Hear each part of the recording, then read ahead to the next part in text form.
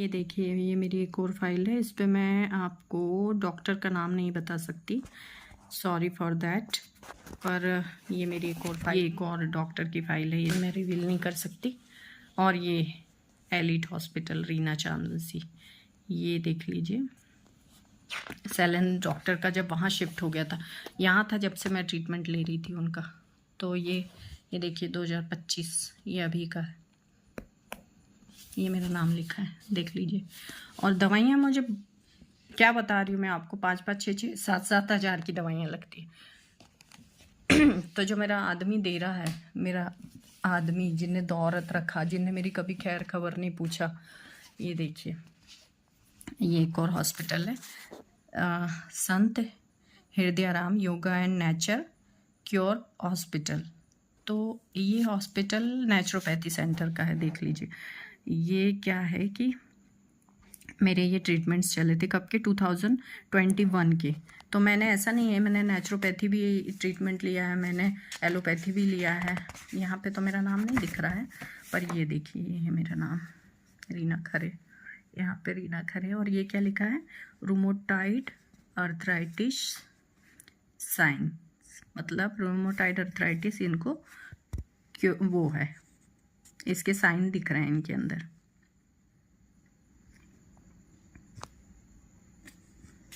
ये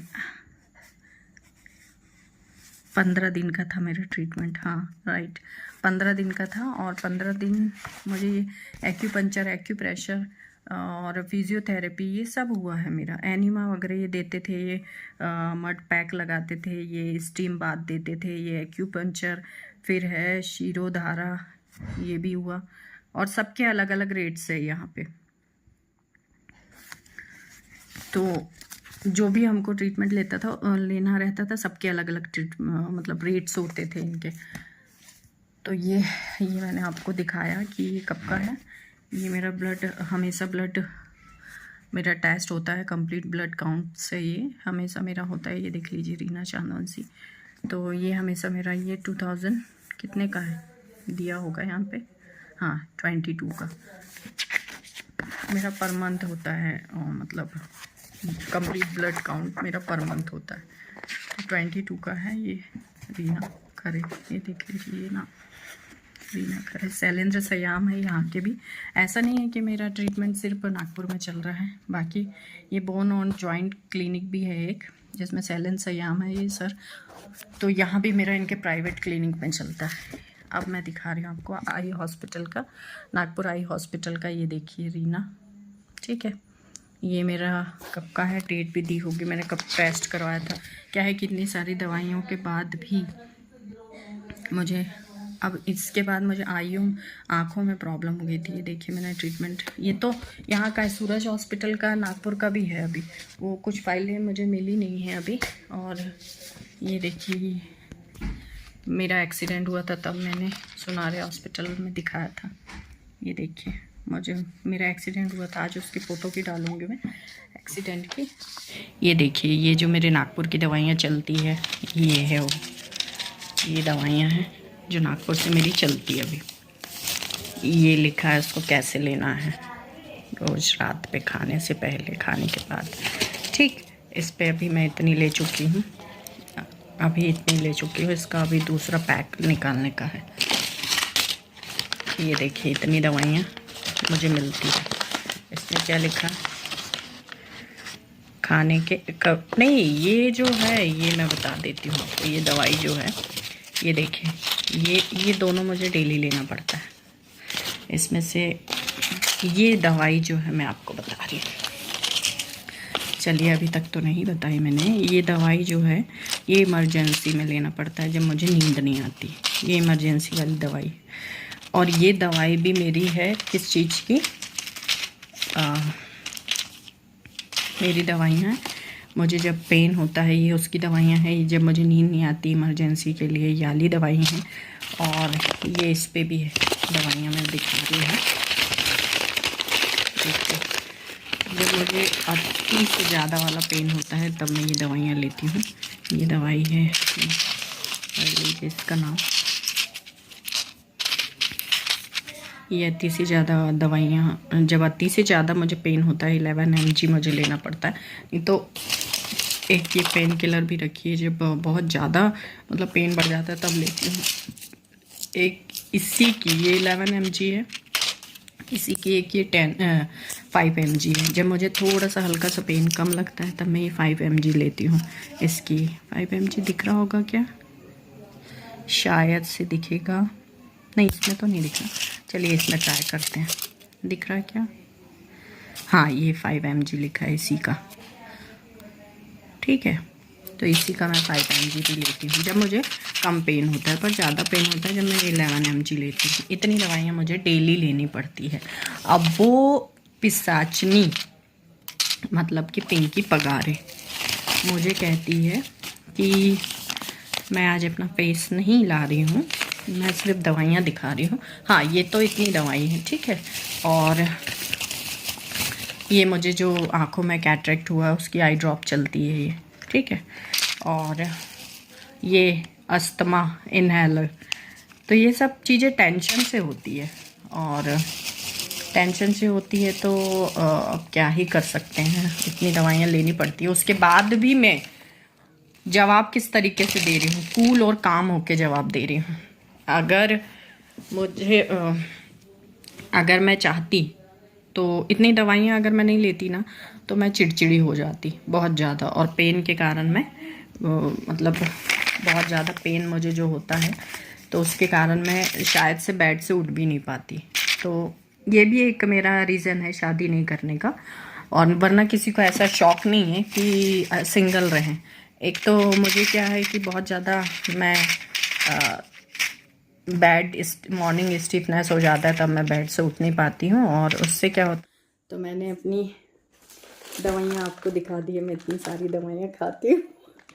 अब मैंने आज दवाइयों के बारे में बताया अपने कि मैं कितनी दवाइयाँ खाती हूँ डेली, और कभी कभी तो मुझे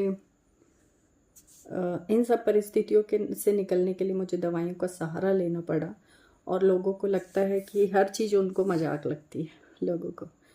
अभी देखिए मेरा हाथ में थोड़ा सा पेन हो रहा है, जब हाथ पे पेन हो रहा है तो मुंह में हल्का सा आप लोग को उदासीपन दिख रहा होगा, क्योंकि जब पेन होता है ना तो मतलब बहुत ज़्यादा पेन होता है। ये देखिए मैंने अभी एल्बो बैंड बांध के रखा है, ये मुझे तो मतलब हिलाने भी नहीं दे रहा है, बहुत हाथ दर्द दे रहा है। तो दवाइयों के बाद भी कभी कभी टेंशन ज़्यादा आ जाती है तो दवाइयाँ भी असर नहीं करती है फिर कि मेरा ट्रीटमेंट कहाँ कहाँ चलता है। और अच्छा, आप लोगों को ऐसा लगता होगा या किसी किसी को जो मुझे कुछ भी ऐसा सोच रहे हैं कि मैं बता रही हूँ मैं शादी नहीं कर रही, ये नहीं कर रही, तो मेरे हस्बैंड को मैं फ्री नहीं करना चाहती। पहली तो ये एक रीज़न है ही। दूसरा रीज़न है कि मैं खुद दवाइयों पे हूँ, मतलब मतलब मैं सिंगल ही जी लूँ उतना बहुत है मतलब। और मेरे ऊपर वो जो औरत है रेवती चांदवंशी, मेरे पति की रखेल, वो मुझे बोलती है कि तू किस खुद खुद मतलब अपना बोझ नहीं उठा सकती, और अपने घर को मतलब अपने घर वालों का भी बोझ नहीं उठा पाएगी, ऐसा उसका इंटेंशन है बोलने का। तो कितना बुरा लगता होगा ना ये सब सुन के। एक तो घर आके बर्बाद कर दी, ऊपर से तुम लोग ने मुझे ऐसी स्थिति में लाके खड़ा कर दिए। फिर भी मैं हंसती बोलती रहती हूँ, क्योंकि मुझे कोई कमज़ोर ना समझे, अबला ना समझे, मैं हंसती बोलती रहती हूँ। तो लोगों को लगता है कि अच्छा मतलब सब फिट एंड फाइन है, तो कुछ भी मुंह में आया अनाप शनाप बक दिए, कुछ भी बक दिए, मतलब जो भी बकना हो बक दिए। तो बाहर से फिट एंड फाइन दिखना, उसके लिए अंदर से कितनी लड़ाई लड़नी पड़ती है, कितनी जद्दोजहद करनी पड़ती है, आंसू छुपाने पड़ते हैं हमें, और एकदम स्ट्रांग दिखना पड़ता है। स्ट्रांग दिखने के पीछे में कभी आप लोग ने ये सोचा है कि कितनी लड़ाई अंदर लड़नी पड़ती है बाहर स्ट्रांग दिखने के लिए। तो जब अंदर लड़ाई लड़ते हैं ना और अकेला महसूस करते हैं तो फिर हमको दवाइयों की ज़रूरत पड़ जाती है। और दवाइयाँ लेना कोई बुरी चीज़ नहीं है, हर चीज़ का ट्रीटमेंट है। जैसे आपके बॉडी का ट्रीटमेंट है वैसे ही आपके माइंड का भी ट्रीटमेंट होता है। हमारा ब्रेन ही तो सबसे ज़्यादा काम करता है, हमारी बॉडी से भी ज़्यादा हमारा ब्रेन 24 घंटे काम करता है। तो मशीन है, वो भी थक जाते हैं, तो उसको रिलैक्स करने के लिए भी ट्रीटमेंट्स हैं। तो जो मैं आज जितना रिलैक्स होके बात कर पाती हूँ या आज जो भी हूँ अच्छी हूँ, तो मैं सच कहूँ तो दवाइयों ने मुझे बहुत हेल्प किया है। लोग कहते हैं कि एलोपैथी नहीं लेना चाहिए, नहीं लेना चाहिए, पर कुछ कंडीशन में हमें इमरजेंसी में एलोपैथी ही बचाती है। तो मैंने आपको ये मेरी दवाइयों के बारे में बता दिया। इतनी दवाइयाँ मुझे डेली लेनी पड़ती है। जब टेंशन ज़्यादा होती ना तब ज़्यादा लेनी पड़ती है। मैंने पुराने भी वीडियो में कहा है, जब टेंशन ज़्यादा होती तो ज़्यादा लेना पड़ता है। अब मैं सच कहूँ ना तो आज के वीडियो में मुझे ना बनाने का मन नहीं कर रहा था, पर मैंने सोचा बना लेती हूँ और ये अपने दिल की बात ये शेयर कर लेती हूँ आप लोगों से कि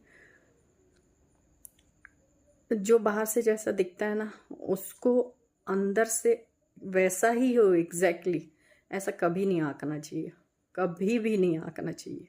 और ख़ास तौर से जो जितना हंसता है और उतना ही अंदर से टूटा रहता है।